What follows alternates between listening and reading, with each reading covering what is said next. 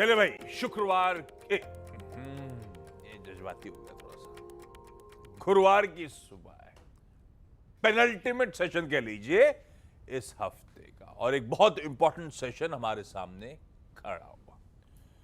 खुलते ही कल रात आए वो फेड के इंटरेस्ट रेट डिसीजन, वो उसका जो एफओएमसी का स्टेटमेंट, या कह लीजिए जेरोमी पावेल साहब की स्पीच, वो प्रेस कॉन्फ्रेंस लेट में कमेंट्री जो आई, उन सब पे हम रिएक्ट कर रहे होंगे। आज फिर एक रिजल्ट हैवी डे। वो कल बाजार बंद होने के बाद आए नतीजे अपनी जगह, खैर वो Britannia, hero MotoCorp, Tata steel, सब पे रिएक्ट करना है। सिर्फ एक सन फार्मा निफ्टी 50 का नंबर बाजार के दौरान आया था, बाकी सब बाद में आए। ऊपर से आज भी एक रिजल्ट हैवी डे है। दो निफ्टी की कंपनीज जो प्रोड्यूसर साहब ने मेंशन करा, अदानी और टाटा मोटर्स, और वायदा की 8 और कंपनीज, और भतेरो कैश मार्केट के नंबर्स आ जाने हैं। आज शाम को बाजार बंद होने के बाद बैंक ऑफ इंग्लैंड की ब्याज दरों का फैसला आएगा सामने। आज यूएस के इनिशियल जॉबलेस क्लेम्स के नंबर्स आएंगे, और आज क्योंकि थर्सडे है, निफ्टी 50 की वीकली एक्सपायरी का दिन। ये कहानी है। अच्छा, मुझे वो लग रहा था अटपटी सी हेडलाइन में 2 पॉइंट लिखा हुआ था, गलत था वो। गिफ्ट निफ्टी दरअसल 150 अंक मजबूत, 3/4% से ज्यादा के उछाल के साथ कामकाज की शुरुआत होने के इंडिकेशंस देता हुआ। और इसके पीछे के समीकरण अब समझाता हूं। कुछ नहीं, सब कुछ है वो फेड का स्टेटमेंट, पावेल की कमेंट्री का असर।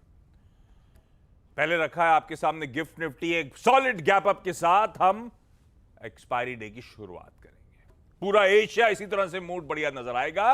रिस्क ऑन ऐसा लग रहा है टेबल पे लौटा है, हर जगह अच्छी मजबूती, अच्छी बढ़त के साथ काम का। और क्यों, कहां से मिले थे? अरे अमेरिका से आने थे, और अमेरिका के बाजार खुद बढ़िया कर गए। तीनों बेंचमार्क्स यूएस में 2/3 से 1.25%, 1.5 से 1.25% तक का ऊपर उछाल। इस तरह से मजबूती, वोलेटाइल सेशन, दिन के हाईस के पास जाके डाउ फाइनली बंद होता हुआ नजर आया। हेडलाइन में कुछ आइडिया तो लग गया आपको? पावेल साहब, फेड, क्या हुआ? नीरज जी बगल में बैठे हैं, डिटेल में डिस्कस कर लेंगे क्या निकल कर आया और बाजार उसको कैसे रीड थ्रू कर रहा है। पैनल के बाकी मेंबर्स नहीं दिखाएंगे क्या आज? सब आपको आपकी स्क्रीन पर रेडी नजर आएंगे। हाँ, किसी कारणवश वीरू ऑफिस नहीं पहुंच पाए। मेरे ख्याल से कल गिफ्ट लेके गए नहीं थे। Rest in peace. मानस मदद करेंगे आज हम लोग की। निफ्टी बैंक की स्ट्रैटेजी, आज के इंपॉर्टेंट दिन क्या होनी चाहिए, और हर्षा बताएंगे सारे इंपॉर्टेंट स्टॉक से न्यूज। भाई हेडलाइन बता रही थी कुछ कि दूसरी बार पॉज कर दिया है। हेडलाइन तो यहां तक चली गई कि अगली बार नहीं बढ़ेंगे, ऐसा बोले तो नहीं है, लेकिन लग रहा है ऐसा। लेकिन हुआ क्या है ये बताइए। थोड़ा और डीप पढ़ेंगे तो वो ये भी कह रहे हैं कि कट भी होगा, पर उसमें अभी हम बातचीत नहीं कर रहे। तो इन्होंने क्या किया है, जैसा कि मैंने आपको 2 दिन से लगातार कह रहा हूँ कि कोई चॉइस इनके पास की रेट हाइक कर ही नहीं सकते। इकोनॉमी बहुत बैड शेप में है यूएस की। तो बिल्कुल वही बात उन्होंने कही कि जो काम हमको करना चाहिए था वो बिना मेरे करे बॉन्ड यील्ड कर रही है, तो मैं क्यों बढ़ाऊँ। प्लस उन्होंने कहा कि देखिए इस समय अभी भी जॉब मार्केट बहुत हॉट है, जितना हम चाहते हैं अनएम्प्लॉयमेंट 3.8 से कहीं ज़्यादा, कम से कम 5.5-6% होना चाहिए, वो 3.8% है। तो इसलिए इकॉनमी हॉट है, सब कुछ ठीक है। रेट हाइक का क्वेश्चन लॉजिकल है, लेकिन इस समय ये पूछना ठीक नहीं है, क्योंकि बढ़ा देंगे तो बहुत दिक्कत हो जाएगी और हम उसका इम्पैक्ट देखना चाहते हैं।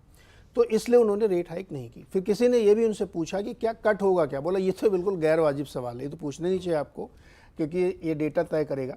लेकिन आगे कट उनकी अंडरटोन में इसलिए मैं कह रहा हूँ क्योंकि जिस रफ्तार से वहाँ के इकोनॉमिक इंडिकेटर्स नीचे जा रहे हैं, वो बहुत ही खतरनाक स्थिति में 2-3 महीने में आप देखिए कि वो सिचुएशन बन जाएगी कि उनको रेट कट करना पड़ सकता है। ये इसकी अंडरटोन है। इस पॉलिसी को इस लिहाज से समझिए। अब जैसे ये फैसला उन्होंने लिया, अब देखिए कुछ तो किया नहीं उन्होंने, पॉज लिया ना। बॉन्ड यील्ड देखिए क्या बुरी तरीके से गिरी है, 10 साल की, 2 साल की, 30 साल की, सारी बॉन्ड यील्ड 5% से नीचे आ गई। ये इंडिकेशन दिखा रहा है कि मार्केट को एक मैसेज उन्होंने दे दिया है, मनी मार्केट को मैसेज दे दिया है कि इकोनॉमी अब स्लो हो रही है, 2-3 महीने में और स्लो हो जाएगी, अनलेस कि कोई एक्स फैक्टर हमास जैसा या इजराइल जैसा कोई खड़ा हो जाए, तो ये धीरे धीरे जाएगी। और आप नेक्स्ट फाइनेंशियल ईयर में इंडियन हिसाब से, और आप देखेंगे वहाँ पे कट की संभावना बनती है। लेकिन अभी के हिसाब से पॉज उन्होंने ले लिया, ये एक मुफीद फैसला था, एक सही फैसला उनका था, और मार्केट ने इसको रिजॉइस किया। एक बढ़िया रैली अमेरिकी मार्केट में बनी और सारे इंडाइसेस ऊपर जाके बंद हुए। सपोर्ट के दौर में क्रूड में भी आया, जहाँ पे $85 के आसपास स्टेबल कर गया है। अभी पता नहीं वहाँ पे क्या होगा खाड़ी में, लेकिन वो बना। तो फेड ने बिल्कुल क्लियर मैसेज दे दिया है कि पॉज रहेगा, बढ़ने का आप कोई सवाल नहीं है, कटने का इंतजार करिए, और अगर इकॉनमी ऐसे ही गिरती रही तो आप जून की बैठक में कट देख लेंगे। ओके, तो एज एक्सपेक्टेड पूरा बाजार वैसे ही मान के चल रहा था, 95% प्लस था कि ये पॉज होगा। तो 11 back to back rate hikes के बाद ये दूसरी मीट आउटकम आ चुका है, जहां पे फेड ने स्टेटस को मेंटेन करा है, दरों में कोई छेड़छाड़ नहीं करी है। और स्ट्रीट तो अब ये मान के चल रहा है कि शायद 2023 के लिए तो हो गया है, पूरी तरह से हो गया नहीं हो गया, 2023 के लिए तो हो गया है। पहले तो हम मान रहे थे नवंबर दिसंबर में एक हाइक आएगी, अब लार्जली सब मान के चल रहे हैं दिसंबर में भी कुछ नहीं करेगा फेड।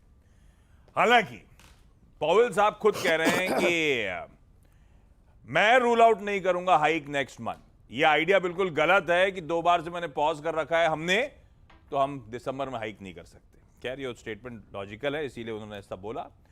हायर फॉर लॉन्गर एक कंसर्न है ना कि दरें ऊपर ही रहेंगी लंबे समय तक। पॉवेल साहब बोले कि अभी इन्फ्लेशन को सस्टेनेबली 2% तक लाना is a long way to go, यानी कि हायर फॉर लॉन्गर तो अभी चलेगा।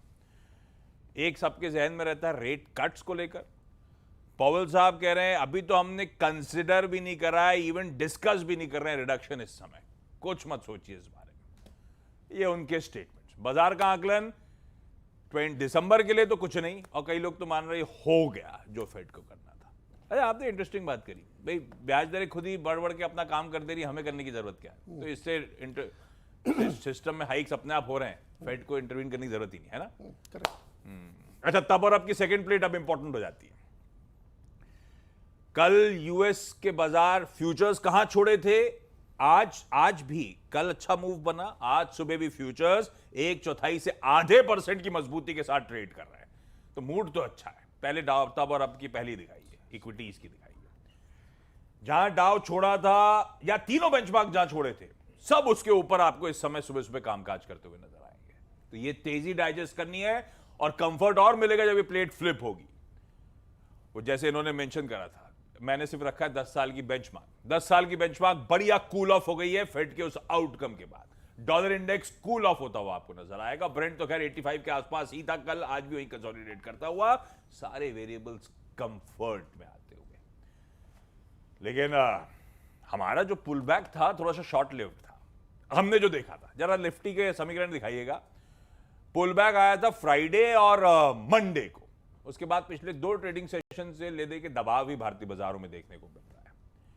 और परसों मेरे ख्याल से वो 233 के इंट्राडे हाइस, और उसके सामने कल का क्लोज 18,900 के नीचे जाता हुआ। तो 2 दिन में अच्छा खासा दबाव, ऊपरी स्तर से तो अच्छा खासा दबाव बना। लेकिन आज सारे समीकरण बदलते हुए, मानस मूड माहौल बढ़िया है, इनके संकेत अच्छे सुनाई पड़ रहे हैं। ऐसे में एक तगड़ा गैप अप अगर हो रहा है तो मेरा अप्रोच क्या रहेगा? मान लीजिए 100-150 पॉइंट के आसपास का उछाल आने वाला है आज 9:15 बजे। क्या लेवल्स वॉच आउट करेंगे हम लोग? और निफ्टी बैंक में किस तरह के समीकरण बैठेंगे? हमारा सेटअप कैसा लगता है? Good morning. गुड मॉर्निंग जी, good morning Ashish ji, good morning Neeraj ji, good morning Harshita जी। तो देखिए, पिछले हफ्ते निफ्टी ने अपने 200 डे मूविंग एवरेज को टेस्ट किया था, उसके बाद हमने रिकवरी देखी। ट्यूसडे के सेशन में निफ्टी ने 38.20% जो पूरा क्रैक हमने 19,800 से लेकर 18,800 तक दिया था, तो उसका 38.20% रिट्रेसमेंट लेवल को टेस्ट किया। वहां पर प्रॉफिट बुकिंग भी देखने को मिली। लेकिन देखिए, अब पॉइंट ये है कि अगर ये पिछले लोज को ब्रीच नहीं करता है और एक हायर लो बनाता है, तो आपको बहुत चांसेस है कि जो 19,200 का एक हर्डल है, निफ्टी उसको क्रॉस करेगा और कम से कम 50% रिट्रेसमेंट लेवल को टेस्ट करने की कोशिश करेगा, जो कि 19,350 के आसपास है। तो वही मेरी टारगेट है।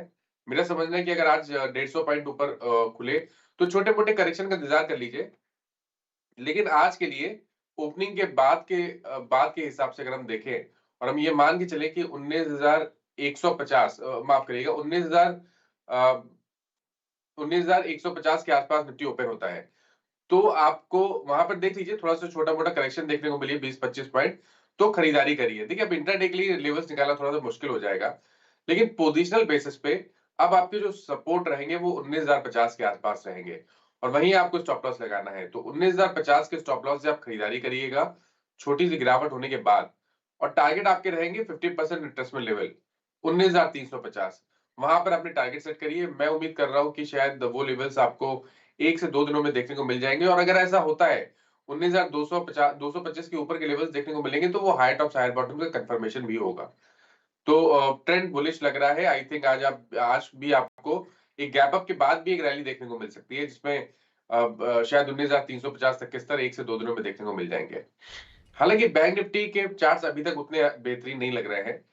बैंक निफ्टी में 200 डे मूविंग एवरेज टेस्ट हुआ, वहां पर प्रॉफिट बुकिंग देखने को मिली थी, लेकिन फिर भी यहाँ पर एक चीज कंफर्म है कि शायद एक हायर लो जरूर बनेगा, और अगर हाई लो बनता है तो फिर आप चांसेस रख सकते हैं कि 20 day moving average bank Nifty में भी टेस्ट हो सकता है। तो एक ओपनिंग के बाद अगर 300 पॉइंट गैप अप ओपनिंग होती है और 43,000 के आसपास ओपन होता है बैंक निफ्टी, तो भी खरीदारी करने के मौके होंगे। 42,800 का आपको स्टॉप लॉस लगाना है और 43,600 जो कि 20 डे मूविंग एवरेज है, वहां पर आपने टारगेट सेट करने हैं। यह है निफ्टी बैंक का आपका अप्रोच। लेवल जो मानस मेंशन कर रहे हैं वो आपकी स्क्रीन पे लिख के भी आ जाएंगे। अच्छा, आप क्विकली चला जाए हर्षदा के पास। बहुत सारे इंपॉर्टेंट नंबर्स, कई सारे तो निफ्टी 50 के खुद के नंबर्स और बाकी भी खबर।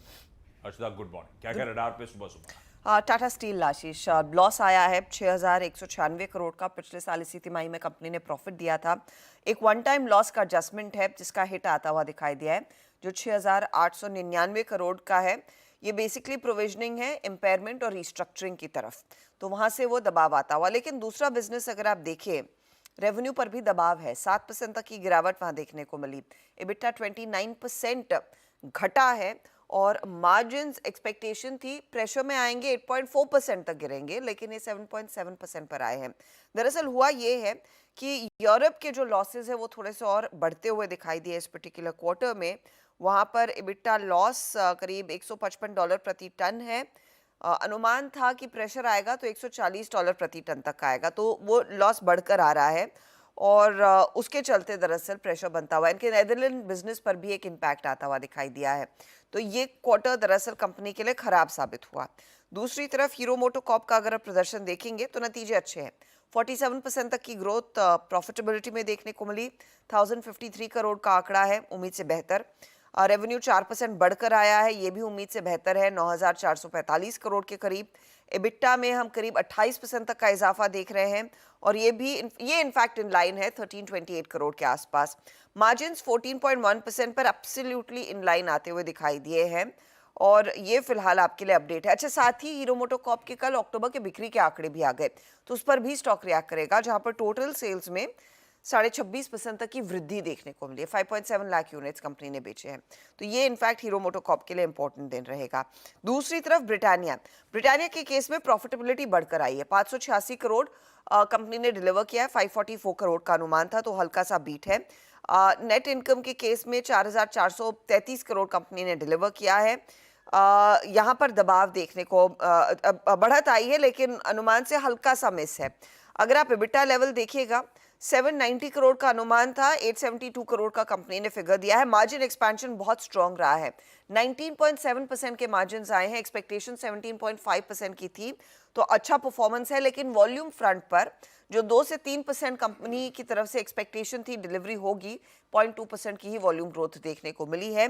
तो कंपनी ये कह रही है कि 2 years ऑफ हाई इन्फ्लेशन से एनवायरनमेंट अभी भी चैलेंजिंग है। रूरल डिस्ट्रीब्यूशन को बढ़ाने का फोकस कंपनी का है, लेकिन स्लो डाउन है अभी भी रूरल मार्केट में। तो ये इनफैक्ट 3 दिग्गज कंपनियां जिस पर आप ध्यान देंगे। ब्रिटानिया के साथ ही गोदरेज कंज्यूमर पर भी आप नजर रखिएगा। प्रॉफिट 20% बढ़कर आया, रेवेन्यू 6% बढ़ा है, एबिटा में करीब 29% तक की ग्रोथ देखने को मिली है। आप कह सकते हैं प्रॉफिटेबिलिटी और एबिटा के लेवल पर एबिटा डिलीवर किया है, प्रॉफिट थोड़ा सा मिस है। मार्जिन्स भी यहाँ पर इंप्रूव हुए हैं जैसे ब्रिटानिया के केस में हुए थे, तो वो एक पॉजिटिव है। वॉल्यूम ग्रोथ करीब 10% तक की आई है। LIC हाउसिंग फाइनेंस 1188 करोड़ का मुनाफा, 81% ब्याज से आय में वृद्धि। GNPAs इन कंट्रोल हैं, एसेट क्वालिटी आने की इन कंट्रोल है, तो ये इनफैक्ट एक बेहतर तिमाही साबित होती हुई दिखाई दी है। ओके, रखिए इन तमाम स्टॉक्स को अपने रडार पे। कल जो लिस्टिंग हुई थी blue jet health care, government pension fund global ने 21 लाख शेयर खरीदे हैं खुलने के बाद। वैल्यू क्वेस्ट इन्वेस्टमेंट एडवाइजर्स ने 11.5 लाख शेयर्स खरीदे। और एक और इंटरेस्टिंग, डेल्टा कॉर्प की वाट लगी पड़ी है। अडवाणी होटल्स में इनके पास तगड़ा स्टेक है, वो जो गोवा का होटल है। अडवाणी होटल्स में कल उन्होंने एक चंक मैसिव सा बेचा है लार्ज ट्रेड में। कल 2.5 लाख शेयर्स पहला बेचा है। अब वो ओवरहैंग पता नहीं कितना, अडवाणी होटल्स 11% चढ़ा हुआ है। डेल्टा कॉर्प ने बेचा पता नहीं कौन बायर है, 2.5 लाख शेयर्स बेचे गए और अडवाणी होटल कल 11% ऊपर। अब देखते हैं, ये कब इंटरेस्टिंग स्टॉक्स हैं। खैर, इनमें से कई सारे स्टॉक्स तो हम लोग सीधा साधा डिस्कस करेंगे, तो सब इंक्लूड होते हुए नजर आएंगे। खैर, आज के अब इवेंट्स कैलेंडर की बारी। भाई सबसे पहले थर्सडे वीकली एक्सपायरी निफ्टी की, बाकी वो फेड के आउटकम की तो हम दिखाई रहे हैं, सुबह से टिकर टीम चलाई रही है। इस आउटकम पे हम लोग रिएक्ट करने जाने वाले हैं। समीकरण अच्छे लग रहे हैं ग्लोबली। बैंक ऑफ इंग्लैंड का जो इंटरेस्ट रेट डिसीजन आना है 5:30 बजे शाम को आना है, पर वो हमारे लिए मार्केट मूविंग अनलाइकली है। यूएस इनिशियल जॉबलेस क्लेम्स जो आने 6 बजे शाम को आने, कल उस पर रिएक्शन। अदानी एंटरप्राइजेस और टाटा मोटर्स के रिजल्ट्स तो हम मेंशन हो चुके हैं हेडलाइन में। वो 8 वायदा बाजार की कंपनी जिनके नंबर्स आने, वो क्विकली बता देता हूं। Berger paints, Cholamandalam investment, container corporation, Dabur India, Godrej properties, Gujarat gas, IEX, doctor Lal path labs. ये सारे बहुत इंपॉर्टेंट नंबर्स, अदरवाइज कैश के भी काफी सारे इंपॉर्टेंट नंबर्स आगे नजर आएंगे, लेकिन उस पर नहीं जाता मैं। लिस्ट लंबी है। एक्स डिविडेंड में जो इंपॉर्टेंट है वो मेंशन करते हैं, दिख आपको सब जाएंगे। कोफोर्ज 19 रुपए का एडजस्टमेंट, HUL 18 रुपए का एडजस्टमेंट, टेक महिंद्रा 12 रुपए का एडजस्टमेंट। वो होनासा कंज्यूमर मामा अर्थ का IPO आज बंद होने जा रहा है। हाँ, आज इंटरेस्टिंग दिन वैसे है। अरविंद केजरीवाल साहब, दिल्ली के चीफ मिनिस्टर को आज ED ने वो एक्साइज पॉलिसी लिंक जो मनी लॉन्ड्रिंग केस है उसमें क्वेश्चनिंग के लिए बुलाया है। महुआ मोइत्रा, तृणमूल कांग्रेस की जो MP है, लोकसभा की एथिक्स कमेटी, वो कैश फॉर क्वेरी केस में आज उनको अपीयर होना है। पिछली बार उन्होंने टाइम मांगा था, आज वो दिन है, उनको अपीयर होना होगा। ये अच्छी लगेगी देखने में, सिर्फ देखने के लिए। हमारे मर्सिडीज बेंज की नई GLE फेसलिफ्ट आज इंडिया लॉन्च है। क्रिकेट का वर्ल्ड कप मुंबई में वानखेड़े स्टेडियम में आज इंडिया वर्सेस श्रीलंका, दोपहर 2 बजे। तो ऐसे जब मैं टटोल रहा था तो पता चला BCCI नहीं, मुंबई का क्या है, मुंबई क्रिकेट एसोसिएशन MCA ने डिसाइड किया है, आपने जो टिकट खरीदा था ठीक है, हर टिकट के साथ आज से लेकर सारे मैचेस जो होंगे, जिसमें शायद सेमीफाइनल आएगा और आगे मैच जो है, उसमें पॉपकॉर्न और कोल्ड ड्रिंक फ्री है आपको। क्या बात है, चूक गया, टिकट लेना चाहिए था। और सुबह सुबह एक्सरसाइज करनी चाहिए। ऐसे करो, ऐसे डायरेक्टर इनको फुल फ्रेम में डालना। दिखाओ, अरे जल्दी दिखाओ। आज शाहरुख खान का बर्थडे है। यार ये अच्छा याद दिला तुमने, शाहरुख खान का एक वीडियो मेरे पास है, मैं उसको यूज करना चाहता था 70 आवर वीक वर्क वाले उसके लिए, क्या? अरे वो मिस कर गया, किसी जिसने डाला था उसने डिलीट कर दिया। अब मैं उसको ढूंढ के डालूंगा। उन्होंने एक बात कही थी जो मुझे सबसे अच्छी लगी। उन्होंने कहा था कि देखिए, जब आप सफलता के लिए, सक्सेस के लिए, अपने जीवन को बनाने के लिए काम करते हैं ना, तो ये बहाने मत बनाओ कि आज मेरी तबीयत ठीक नहीं है, मैं खाना कैसे खाऊंगा, वर्क लाइफ बैलेंस कैसे करूंगा, डोला मेला घूमने कैसे जाऊंगा, ये सब नाटक मत करो, काम करो। और वो बहुत पॉपुलर, बहुत वायरल उनका वो वीडियो है, जो लोगों ने देखा ज़रूर होगा। वो बहुत ही अच्छी बात उन्होंने कही कि जो काम करना चाहते हो मौसम का इंतजार नहीं करते कि आज पानी बरस रहा, छाता नहीं है। ये उंगली मेरी तरफ दिखा के टोकनी जैसी भाषा में बोल रहे हैं। इधर उंगली दिखा रहा हूँ मैं। अच्छा, आज थर्सडे, चाचा भतीजा निफ्टी दिखा दीजिए, एक बार दिखाते हुए जाइए। चाचा जी के साथ मुलाकात पिछले इस मंडे हो नहीं पाई थी, सॉरी, आज थर्सडे को चाचा जी से रिक्वेस्ट करिए 1 बजे चाचा भतीजा और निफ्टी करेंगे सोशल मीडिया प्लेटफॉर्म्स पे। क्विकली छोटा सा ब्रेक के उस पर आज की कमोडिटी स्ट्रैटेजीज। चलिए भाई, ब्रेक के बाद आपका स्वागत है। इक्विटी में बड़ा डिस्कशन हो गया है, बड़ा दिन है कमोडिटीज के लिए भी, वो भी आउटकम पे रिएक्ट करना है। भारतीय बाजार में जब खुलेंगी कमोडिटीज, एसएमसी ग्लोबल सिक्योरिटीज की वंदना भारती के ट्रेड आइडियाज। वंदना जी कह रही हैं कच्चा तेल खरीदने के मौके, थोड़ा सा कंसोलिडेट कर रहा है, लेकिन उनका मानना है 6790 का स्टॉप लगाइए, 6900 तक की तेजी की तैयारी हो रही है। और ऐसे ही सोना, इंटरनेशनल मार्केट में मेरे ख्याल से वही है, 1990 पे भी कल छोड़ा था, तो ये कंसोलिडेट ही कर रहा है। वंदना कह रही है तेजी शायद आएगी, 60-400 के स्टॉप के साथ खरीदारी करने का यहां पर भी मन। छोड़े जा रहा हूं गिफ्ट निफ्टी के बढ़िया संकेतों के साथ, ऑलमोस्ट 1% मजबूत भारतीय बाजार आज थर्सडे के दिन खुलेंगे, बढ़िया है। मॉर्निंग कॉल में तरह ब्रेक ले रहा हूं, ब्रेक के उस पार अच्छा ये हो गया, अभी फेड हो गया। अब ये कल से नतीजे बताएंगे सारे, है ना? खत्म, लद गए बस के दिन। ब्रेक का समय, ब्रेक के उस पार सीधा सौदा। नमस्कार।